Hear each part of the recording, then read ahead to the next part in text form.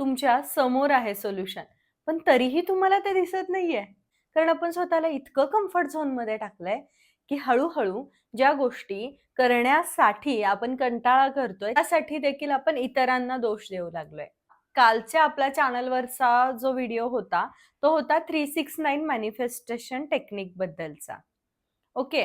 त्या व्हिडिओच्या खाली तुमच्या ज्या काही कमेंट्स होत्या, त्याच्यामध्ये फक्त तुम्ही प्रॉब्लेम्स बद्दलच लिहिलंय. मी माझ्या आयुष्यातल्या नकारात्मक काळामधून बाहेर पडण्यासाठी 369 मॅनिफेस्टेशन टेक्निकचा वापर कसा करतीये, हे मी तिथे एक्सप्लेन केलं होतं.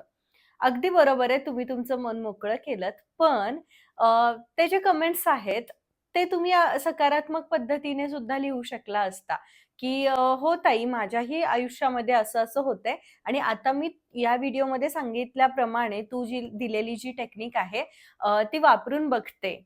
नक्की मला फरक जाणवेल." अशा पद्धतीने तुम्ही काहीच बोललेलं नाहीये त्यामध्ये. मला कंटाळा येतोय, मला त्रास होतोय, माझं आयुष्य वाईट चालू आहे.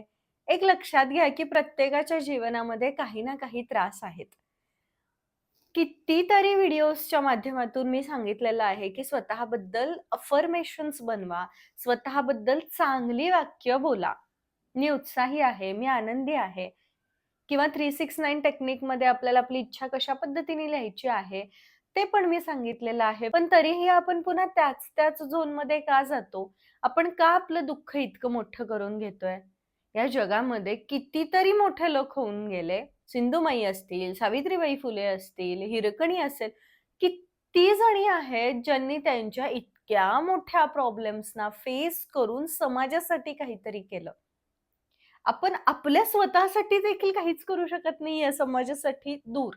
स्वतःसाठी तरी काहीतरी करूयात. का आपण सतत त्याच झोनमध्ये अडकून पडतोय? बदला ना स्वतःला.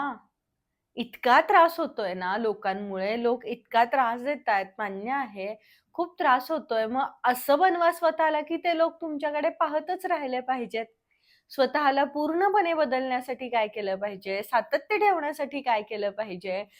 नकारात्मक लोकांपासून होणाऱ्या त्रासाला टाळण्यासाठी काय केलं पाहिजे? कितीतरी विषयांवरती व्हिडिओज बनवलेले आहेत, पण तुम्ही ते फक्त बघताय आणि सोडून देताय. तुम्ही काहीच प्रयत्न का नाही करत आहात? असं स्वतःला बदला, की समोरचा व्यक्ती तुमच्याकडे बघत राहायला पाहिजे. त्यांनी तुमच्याकडून प्रेरणा घेतली पाहिजे, की ही व्यक्ती काय होती आणि आता काय झाली आहे. नमस्कार मंडळी, मी सायली, तुमची जवळची मैत्रीण. रोज छोटे-छोटे चॅलेंजेस घ्या. माझ्यातली क्रिएटिव्हिटी कुठेतरी कमी झाली आहे असं मला वाटलं आणि म्हणून मी 100 दिवसांची सीरीज चालू केली. ज्यामध्ये मी स्वतःला आजमावणार आहे, मी स्वतःला बदलणार आहे.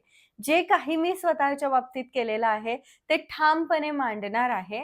त्याचबरोबर माझ्या कामामध्ये सातत्य राहावं, माझ्या विचारांमध्ये स्पष्टता यावी, माझ्या कामामधलं गांभीर्य अजून वाढावं, म्हणून ही सीरीज मी सुरू केलेली आहे. हे चॅलेंज मी घेतलेलं आहे. अगदी त्याच पद्धतीने आपण आपल्या रोजच्या जीवनात खूप वेगवेगळे चॅलेंजेस घेऊ शकतो. ज्यावेळेला मी बंगलोरला होते, त्यावेळेला आपलं चॅनल अजून बऱ्याच लोकांपर्यंत पोहोचलं नव्हतं. हार्डली 1-2 हजार सबस्क्रायबर्स आपल्या चॅनलवरती असतील आणि 2-3 वर्ष आम्ही बंगलोरला राहिलो. तिथे मला फार सतत नर्व्हस वाटायचं, डिप्रेस्ड असल्यासारखं वाटायचं. तिथलं वातावरण सतत ढगाळ असायचं आणि आजूबाजूला बोलणारं कोणी नव्हतं. लँग्वेज प्रॉब्लेम यायचा आणि खूप एकटं-एकटं वाटायचं. कामही फारसं नव्हतं. अर्थात चॅनलचे व्हिडिओज होते, पण त्यातून इतका रिस्पॉन्स येत नव्हता. ते एक फ्रस्ट्रेशन वेगळंच होतं, की अजून मलाच मी सापडत नव्हते. त्यावेळेला मी स्वतः खूप छोटे-छोटे चॅलेंजेस घ्यायचे. 7 डेज चालण्याचं चॅलेंज असेल किंवा पळण्याचं चॅलेंज असेल, ऑडिओ बुक ऐकण्याचं चॅलेंज असेल 7 दिवस सलग. खूप लहान-लहान सॅलड वेगवेगळं करून खायचं चॅलेंज असेल किंवा प्राणायामाचं चॅलेंज असेल, योगाचं चॅलेंज असेल. या वेगवेगळ्या चॅलेंजेसमुळं माझ्या जीवनामध्ये मला त्या ठिकाणी टिकून राहायला मदत झाली. जे काही फ्रस्ट्रेशन असायचं, जो काही त्रास व्हायचा, त्याचा विसर पडायचा. कारण मला माहिती असायचं, की माझ्यासमोर हे ध्येय आहे आजच्या दिवसाचं आणि मला ते पूर्ण करायचं आहे. आम्ही सेशनमध्ये अशा सुद्धा बऱ्याच जणांना बघतो, की जे खूप मोठ्या हुद्द्यावरती काम करत असतात, पण तरीही आत्मविश्वास कमी असतो किंवा काही गोष्टींचा त्रास होत असतो आणि तसं बघायला गेलं तर त्या गोष्टी फार क्षुल्लक असतात, असं आपल्याला माहिती असतं. असं आपण मान्य देखील केलेलं असतं. पण तरीही त्या गोष्टी आपल्याला त्रास देत असतात. कारण आपण एकसारखंच आयुष्य जगतोय. म्हणजे त्या दिनचर्येमध्ये आपल्याला कोणताच असा वेगळेपणा नाहीये, कोणताच बदल नाहीये. सकाळी उठायचं, आवरायचं, ऑफिसचं काम करायचं, पुन्हा घरी यायचं, पुन्हा आवरायचं आणि झोपून जायचं. यामध्ये चॅलेंज काय आहे? चॅलेंज काहीच नाहीये. अर्थात कामाच्या ठिकाणी वेगवेगळे चॅलेंज असतात, पण ते कामाचे चॅलेंज झाले. स्वतःसाठीचे काय चॅलेंजेस आहेत? आपण काही घेतो का? रोज 5 मिनिटांचा प्राणायाम करणं म्हणा किंवा ऑफिसमध्ये जाताना, येतानाचा जो वेळ असेल, जर आपण ड्राईव्ह करत जात असू किंवा जरी आपण ड्राईव्ह न करता ट्रॅव्हल करत असू नुसताच बसून पॅसेंजर म्हणून, तरी देखील तुम्ही ऑडिओ बुक्स ऐकणं, पॉडकास्ट ऐकणं, छान गाणी ऐकणं आणि रोज संध्याकाळी आल्यानंतर काहीतरी लिखाण करणं, किमान 2 मिनिटांचा वेळ काढून. बऱ्याच गोष्टी आहेत ज्या आपण करू शकतो. बरेचसे चॅलेंजेस आपण घेऊ शकतो. हेल्थसाठीचं चॅलेंज आपण घेऊ शकतो. ज्यामुळं आपल्या जीवनामधलं नवं टिकायला मदत होते.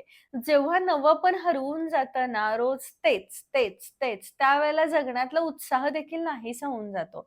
आणि मग आपण कंटाळा करतो, आळशी होतो किंवा खूप थकल्यासारखं आपल्याला वाटतं. कारण आपण वेगळं काहीच करत नसतो.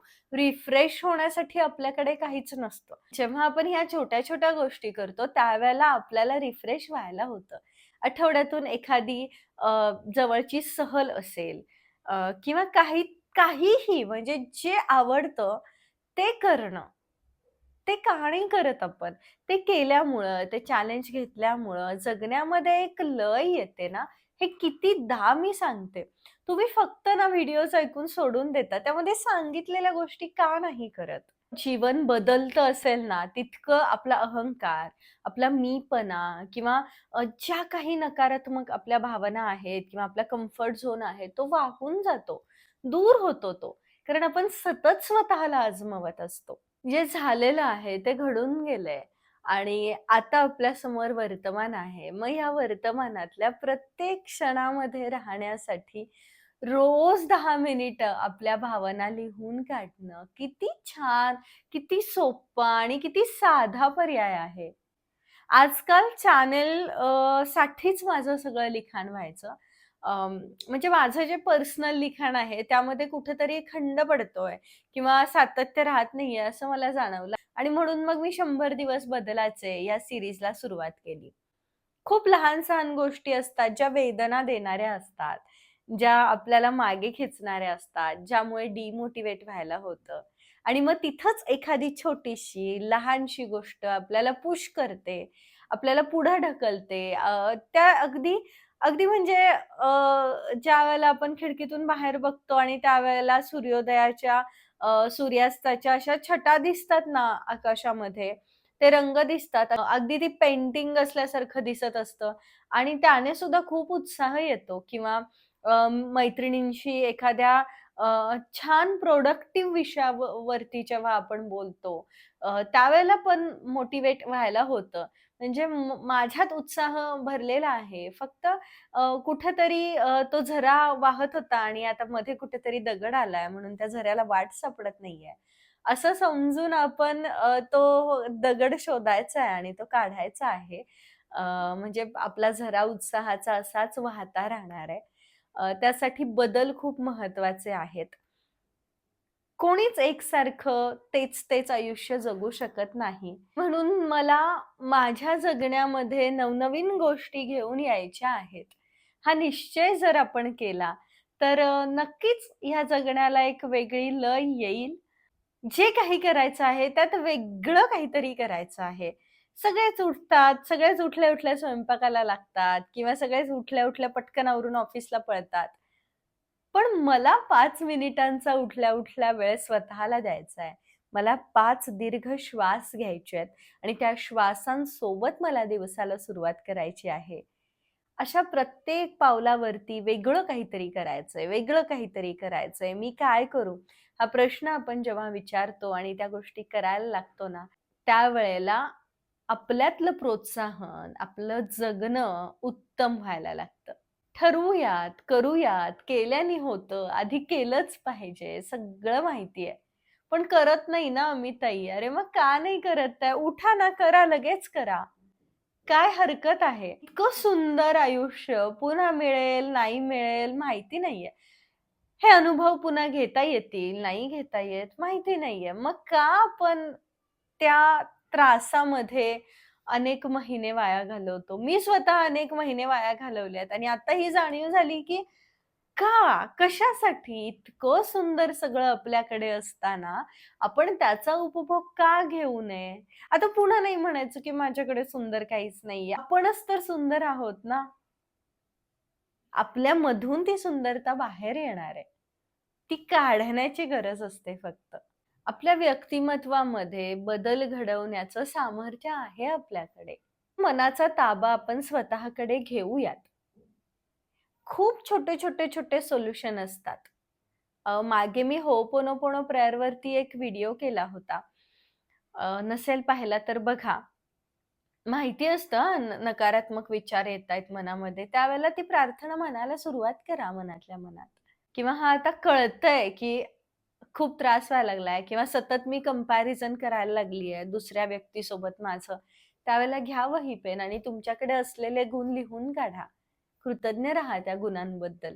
कारण तुम्ही एक वेगळी व्यक्ती आहात. ती एक वेगळी व्यक्ती आहे. तुम्ही तिच्यातले गुण पाहताय. तुम्ही तुमच्यातले गुण पाहतच नाही आहात. किंवा आज जर वाटतंय की माझा आत्मविश्वास कमी पडलाय किंवा मी काहीच करू शकत नाही, त्यावेळेला पुन्हा वही पेन घेऊन बसा आणि लिहून काढा आजपर्यंत तुम्ही काय-काय अचीव्ह केलेलं आहे. किती मोठ्या संकटांना तुम्ही असं तोंड दिलेलं आहे आणि त्यातून बाहेर पडलाय.